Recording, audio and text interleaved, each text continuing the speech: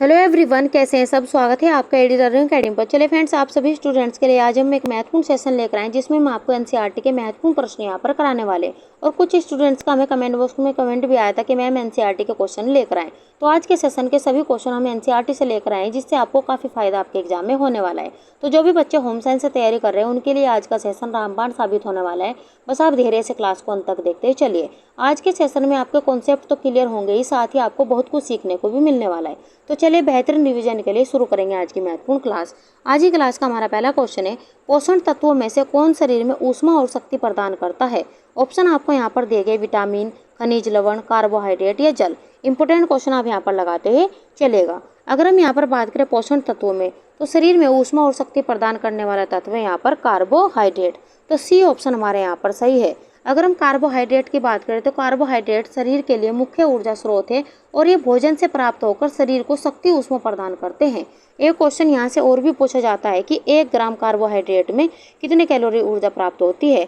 तो 1 ग्राम कार्बोहाइड्रेट से 4 कैलोरी ऊर्जा प्राप्त होती है। ये भी आप इम्पोर्टेंट लगाते हैं चलेगा, क्योंकि यहाँ से कई क्वेश्चन एग्जाम में भी पूछे जा चुके हैं। तो कार्बोहाइड्रेट से कई क्वेश्चन पूछे जाते हैं, उसके स्रोत भी पूछे जाते हैं। तो गेहूँ, चावल, शक्कर, गुड़, शहद, जौ, आलू, गन्ना आदि इसके मुख्य स्रोत है। यह भी आप यहाँ से ध्यान से देखते हैं चलिएगा। आगे बढ़ जाते हैं अपने अगले क्वेश्चन की ओर। क्वेश्चन नंबर 2, शिशु के मानसिक विकास की पहली अवस्था क्या मानी जाती है। ऑप्शन आपको यहाँ पर दिए गए, संज्ञानात्मक अवस्था, प्राक बोल अवस्था, संवेदनात्मक अवस्था या संवेदी गति अवस्था। आपको यहाँ पर शिशु के मानसिक विकास की पहली अवस्था आपसे पूछी गई है। ऑप्शन यहाँ पर देखें तो डी ऑप्शन हमारे यहाँ पर सही होगा। शिशु की मानसिक विकास की जो पहली अवस्था है वह यहाँ पर संवेदी गति अवस्था। तो डी ऑप्शन हमारे यहाँ पर सही होगा। तो जीन पियाजे के अनुसार जन्म से 2 वर्ष तक की अवस्था को संवेदी गति अवस्था कहा जाता है, जहाँ बच्चा अपने अनुभव से सीखता है। और जीन पियाजे के द्वारा ही यहाँ पर विकास की 4 अवस्थाएं दी गई है। ये भी आप यहाँ से देखते हुए चलेगा। और उन अवस्थाओं में जो पहली अवस्था है वह है यहाँ पर संवेदी गति अवस्था। आगे बढ़ जाते हैं अपने अगले क्वेश्चन की ओर। क्वेश्चन नंबर 3, गृह प्रबंधन के अंतर्गत कौन से संसाधनों का अधिकतम उपयोग होता है। ऑप्शन आपको यहाँ पर दिए गए, धन और शिक्षा, श्रम, समय, ऊर्जा और साधन, पोषण और मनोरंजन, वस्त्र और भोजन। आपको यहाँ पर बताना है कि गृह प्रबंधन के अंतर्गत कौन से संसाधनों का अधिकतम उपयोग होता है। ऑप्शन यहाँ पर देखें तो बी ऑप्शन हमारे यहाँ पर सही होगा। श्रम, समय, ऊर्जा और साधन का अधिकतम उपयोग होता है। तो यहाँ पर हमारा बी ऑप्शन यहाँ पर सही होगा। तो गृह प्रबंधन का उद्देश्य उपलब्ध संसाधनों का वैज्ञानिक और कुशल उपयोग करना है ताकि जीवन बेहतर और संतुलित रहे। आगे बढ़ जाते हैं अपने अगले क्वेश्चन की और। क्वेश्चन नंबर 4, दालों में मुख्य रूप से कौन सा पोषक तत्व पाया जाता है। ऑप्शन आपको यहाँ पर दिए गए, कार्बोहाइड्रेट, प्रोटीन, कैल्शियम या वसा। आपको बताना है कि कौन सा ऑप्शन यहाँ पर सही होगा। अगर हम यहाँ पर देखें दालों की बात, तो दालों में जो मुख्य रूप से पोषक तत्व पाया जाता है वह है यहाँ पर प्रोटीन। तो बी ऑप्शन हमारे यहाँ पर सही होगा। अगर हम प्रोटीन की बात करें तो प्रोटीन अत्यंत जटिल पदार्थ है। ये कार्बन, हाइड्रोजन, नाइट्रोजन एवं फास्फोरस का यौगिक है और इसकी रचना 20 अमीनो अम्ल के संयोग से होती है और ये अमीनो अम्ल शरीर को उचित एवं आवश्यक पोषण देते हैं। प्रोटीन कोशिकाओं की वृद्धि में भी सहायक होता है और ये हीमोग्लोबिन के रूप में शरीर में गैसीय संवहन का भी काम करता है। और प्रोटीन एंटीबॉडीज के रूप में भी शरीर को सुरक्षा यानी कि शरीर की सुरक्षा में सहायक होते हैं। और इसके मुख्य स्रोत भी यहाँ से पूछे जाते हैं। दाल, सोयाबीन, पनीर, मांस, मछली, दूध, अंडे की जर्दी, फल आदि इसके मुख्य स्रोत है। और इसके विकार से एक यहाँ पर रोग भी पूछा जाता है कि प्रोटीन के यहाँ पर कमी के कारण कौन सा रोग हो जाता है। तो प्रोटीन की कमी के कारण क्वार्सियोरकर नामक रोग हो जाता है। ये भी आप यहाँ से महत्वपूर्ण लगाते चलिएगा। आगे बढ़ जाते हैं अपने अगले क्वेश्चन की और। क्वेश्चन नंबर 5, विटामिन सी की कमी से कौन सी बीमारी होती है। ऑप्शन आपको यहाँ पर दिए गए, रिकेट्स, एनीमिया, स्कर्वी या बेरी। आपको विटामिन सी यहाँ के बारे में आपको बताना है। तो विटामिन सी की कमी के कारण स्कर्वी नामक रोग हो जाता है और यहाँ पर सी ऑप्शन हमारे यहाँ पर सही है।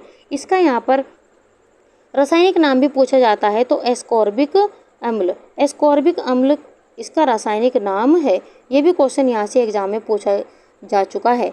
अगर हम यहाँ पर बात करें इसके मुख्य स्रोत की, तो संतरा, नींबू, आंवला, हरी पत्तेदार सब्जियां, अंकुरित अनाज इसके मुख्य सोर्स है और इसकी कमी के कारण स्कर्वी नामक रोग हो जाता है।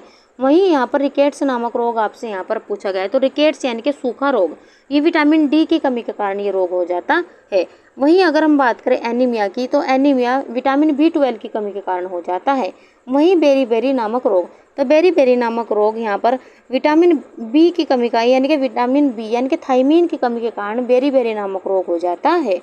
ये भी आप ध्यान से देखते ही चलेगा। तो हमारा यहाँ पर आंसर होगा स्कर्वी। आगे बढ़ जाते हैं अपने अगले क्वेश्चन की और क्वेश्चन नंबर 6, भोजन के 5 मूलभूत तत्व कौन कौन से होते हैं? ऑप्शन आपको यहाँ पर देंगे प्रोटीन, वसा, कार्बोहाइड्रेट, खनिज लवण या जल। प्रोटीन, वसा, कार्बोहाइड्रेट, जल, विटामिन। प्रोटीन, फाइबर, वसा, खनिज लवण, पानी। फाइबर, शर्करा, प्रोटीन, जल, खनिज। आपको बताना है कि भोजन के 5 मूलभूत तत्वों में कौन कौन शामिल है, ये आपको बताना है। अगर हम बात करें भोजन के 5 मूलभूत तत्वों में प्रोटीन, वसा, कार्बोहाइड्रेट, जल और विटामिन शामिल है, तो बी ऑप्शन हमारे यहाँ पर सही होगा। तो बी ऑप्शन के साथ में हम यहाँ पर जाने वाले हैं। अगर हम यहाँ पर एनसीईआरटी के अनुसार बात करें तो भोजन के 5 आवश्यक तत्व प्रोटीन, वसा, कार्बोहाइड्रेट, जल तथा विटामिन होते हैं और ये शरीर को ऊर्जा, वृद्धि तथा सुरक्षा करते हैं। ये भी आप यहाँ पर ध्यान से देखते हुए चलिएगा। आगे बढ़ जाते हैं अपने अगले क्वेश्चन की और क्वेश्चन नंबर 7, रेशेदार पदार्थों यानी कि फाइबर की कमी से कौन सी समस्या हो सकती है? ऑप्शन यहाँ पर दिए गए अपच और कब्ज, मधुमेह, मोटापा या रक्ताल्पता।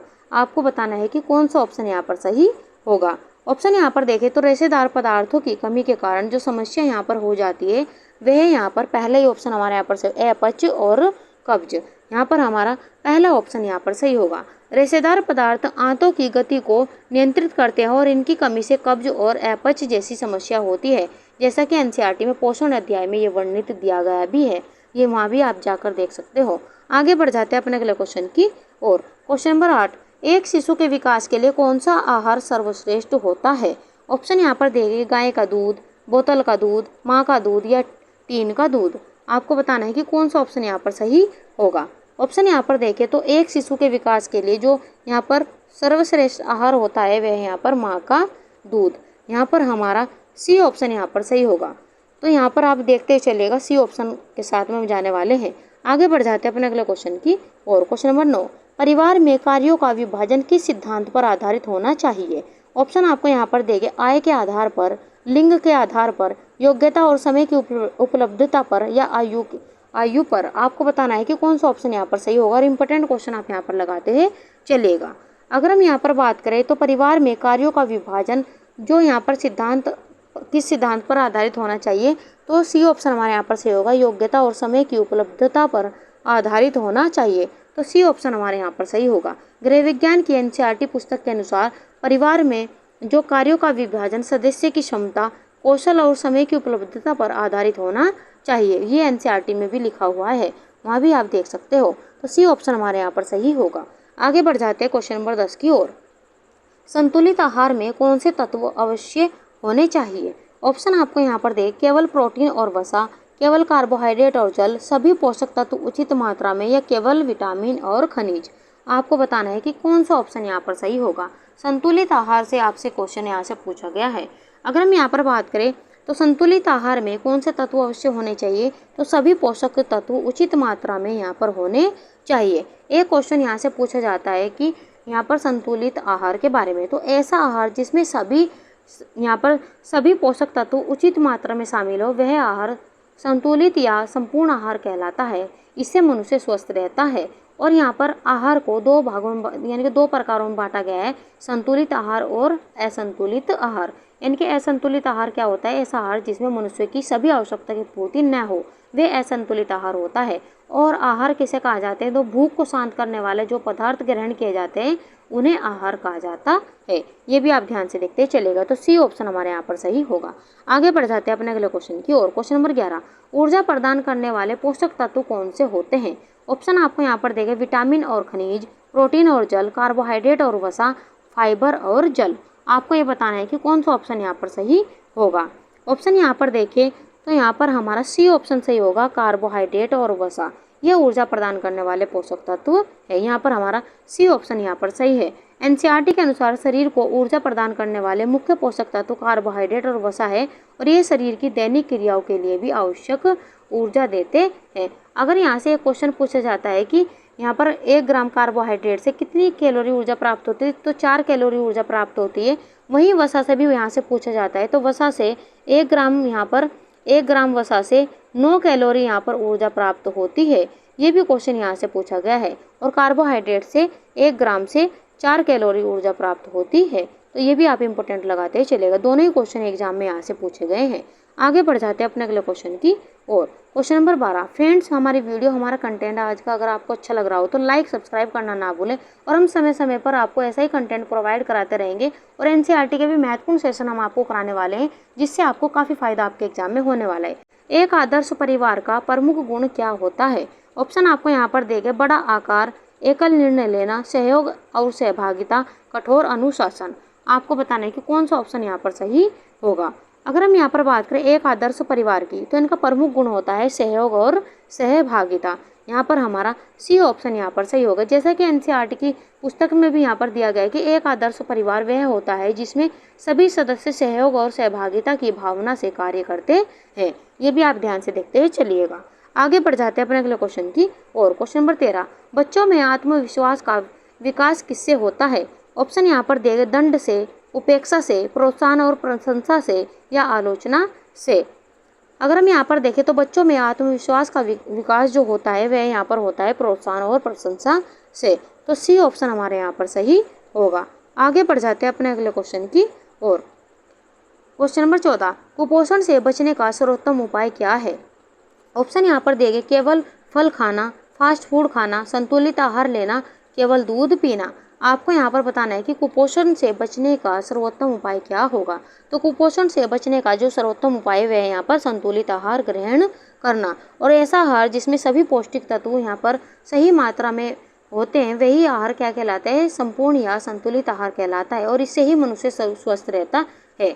अगर हम यहाँ पर आहार की बात करें तो इसमें यहाँ पर जो महत्वपूर्ण तत्व शामिल होते हैं वो जो जैसे कि यहाँ पर प्रोटीन, विटामिन, कार्बोहाइड्रेट, तो ये सभी वसा, ये सभी संतुलित आहार में यहाँ पर होने चाहिए। तो ये भी यहाँ पर क्वेश्चन एग्जाम में भी पूछा जा चुका है कि कार्बनिक पोषक तत्व कौन कौन से होते हैं। तो 5 ये मुख्य तत्व होते हैं जिसमें कार्बोहाइड्रेट, प्रोटीन, वसा, विटामिन और जल शामिल है। तो हमारा आंसर है यहाँ पर संतुलित आहार। आगे बढ़ जाते हैं अपने अगले क्वेश्चन की ओर। Question number 15। समय किस प्रकार का संसाधन है? ऑप्शन यहाँ पर दिए। भौतिक संसाधन, मानव संसाधन, बाहरी संसाधन या व्यक्तिगत संसाधन। आपको यहाँ पर बताना है कि कौन सा ऑप्शन यहाँ पर सही होगा। अगर हम यहाँ पर देखें तो यहाँ पर जो दिया गया क्वेश्चन में समय किस प्रकार का संसाधन है, तो समय व्यक्तिगत संसाधन है। तो यहाँ पर हमारा डी ऑप्शन यहाँ पर सही होगा, व्यक्तिगत संसाधन। अगर हम यहाँ पर एनसीईआरटी की गृह विज्ञान की इकाई के अनुसार समय एक व्यक्तिगत संसाधन है जिसका प्रबंधन व्यक्ति की जीवन शैली को प्रभावित करता है। तो यहाँ पर हमारा डी ऑप्शन यहाँ पर सही होगा। आगे बढ़ जाते हैं अपने अगले क्वेश्चन की और। Question number 16। सूती वस्त्रों की विशेषता क्या होती है?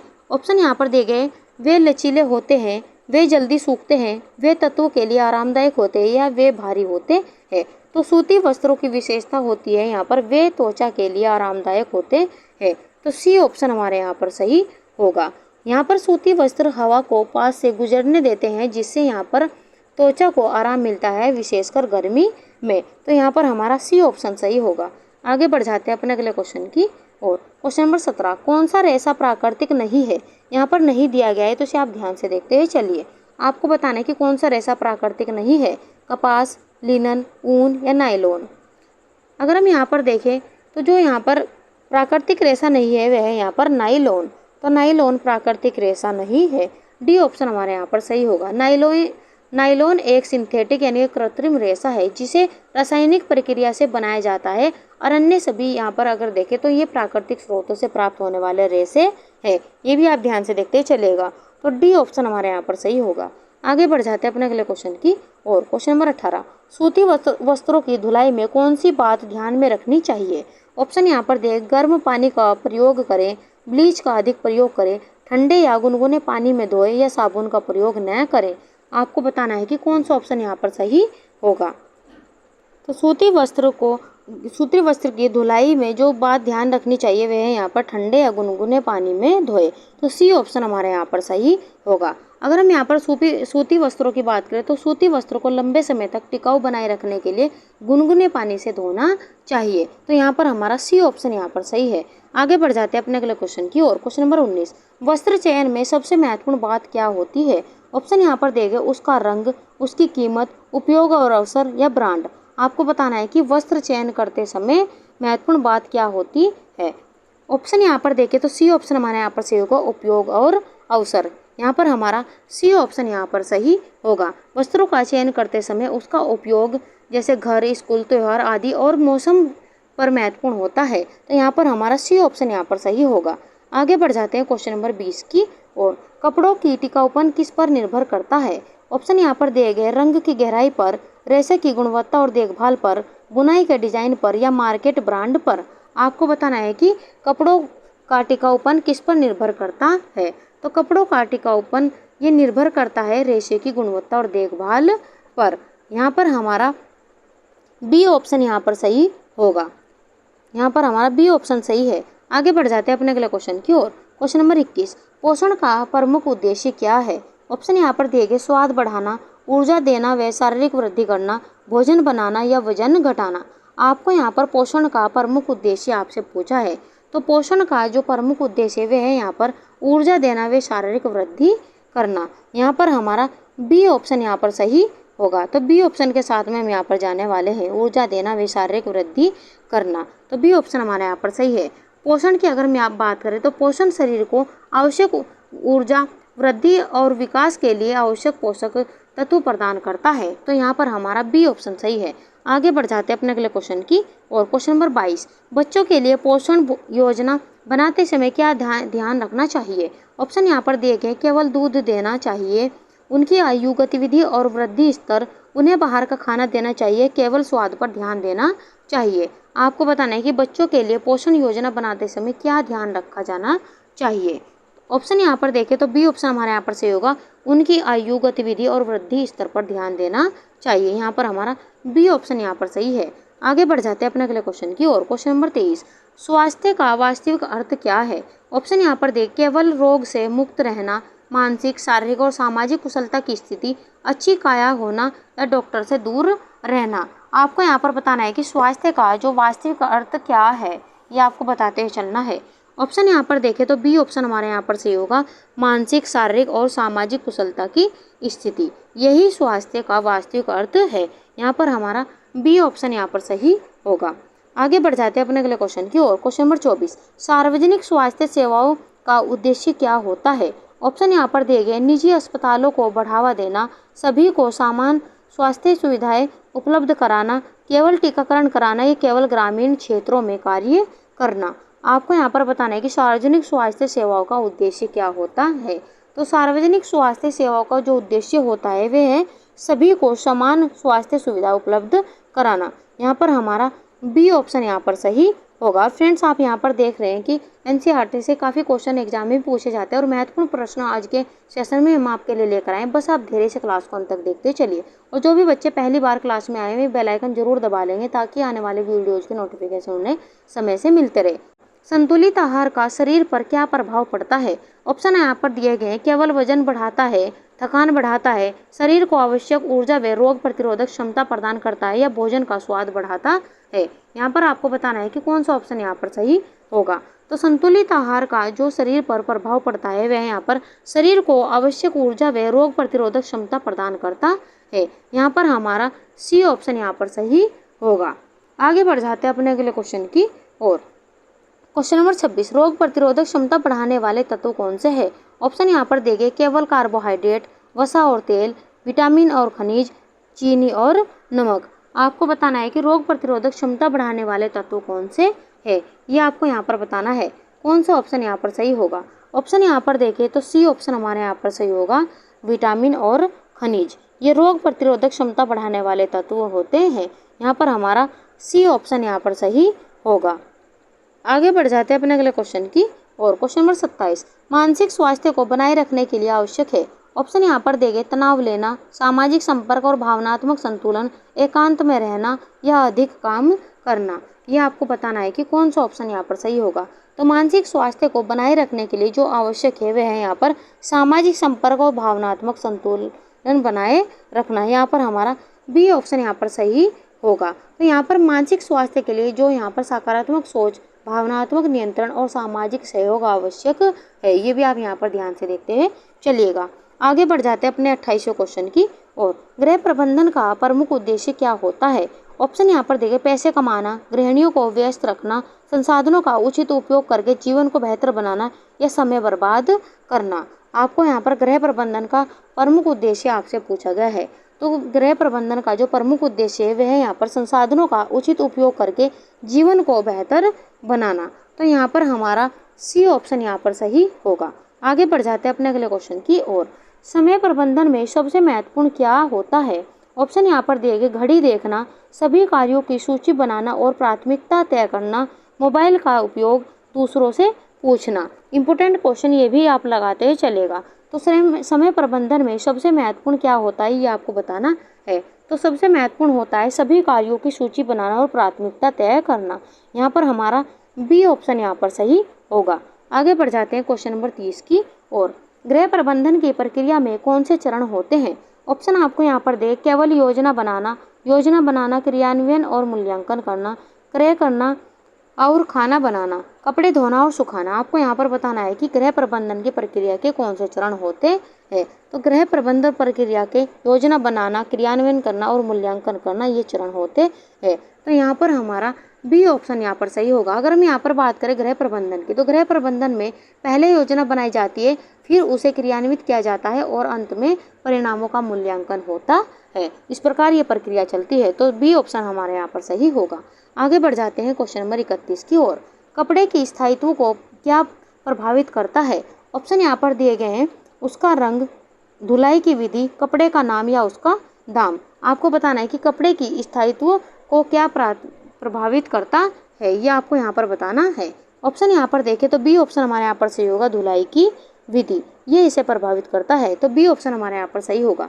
यदि कपड़े को उनकी प्रकृति के अनुसार धोया जाए तो वह अधिक समय तक टिकाऊ रहता है। तो कपड़े को उसकी प्रकृति के अनुसार ही धोना चाहिए। तो यहाँ पर हमारा बी ऑप्शन यहाँ पर सही होगा, धुलाई की विधि। आगे बढ़ जाते हैं क्वेश्चन नंबर 32 की ओर। प्राकृतिक रेशों का उदाहरण क्या है? ऑप्शन यहाँ पर दिए गए, नाइलॉन, टेरिकोट, रेशम और कपास या पॉलिएस्टर। तो यहाँ पर प्राकृतिक रेशों का जो उदाहरण है वह है यहाँ पर रेशम और कपास। यहाँ पर हमारा सी ऑप्शन यहाँ पर सही होगा। आगे बढ़ जाते हैं अपने अगले क्वेश्चन की ओर।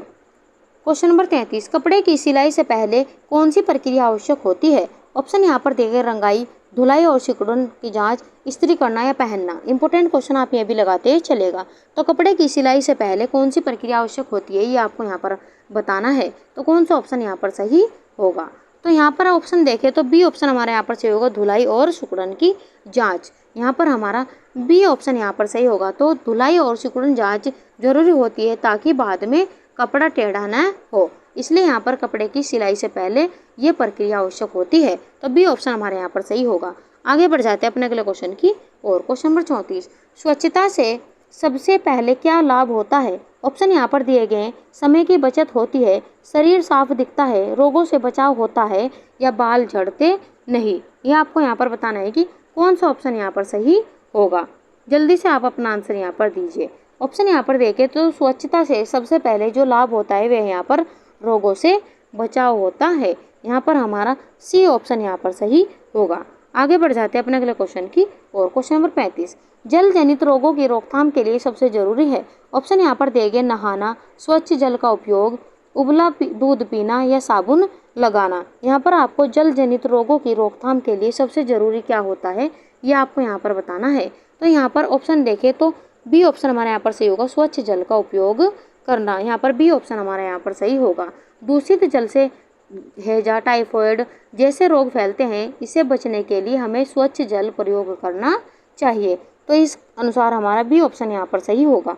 आगे बढ़ जाते हैं अपने अगले क्वेश्चन की और। क्वेश्चन नंबर 36, सार्वजनिक स्वच्छता का दायित्व किसका है? ऑप्शन यहाँ पर देख, केवल सरकार का, केवल सफाई कर्मचारी का, प्रत्येक नागरिक का या केवल स्कूलों का। ये आपको यहाँ पर बताना है। तो यहाँ पर अगर हम बात करें सार्वजनिक स्वच्छता का, तो जो दायित्व होता है वो प्रत्येक नागरिकों का होता है। यहाँ पर हमारा सी ऑप्शन यहाँ पर सही होगा। आगे बढ़ जाते हैं अपने अगले क्वेश्चन की ओर। हाथ धोने का सबसे उपयुक्त समय कौन सा है?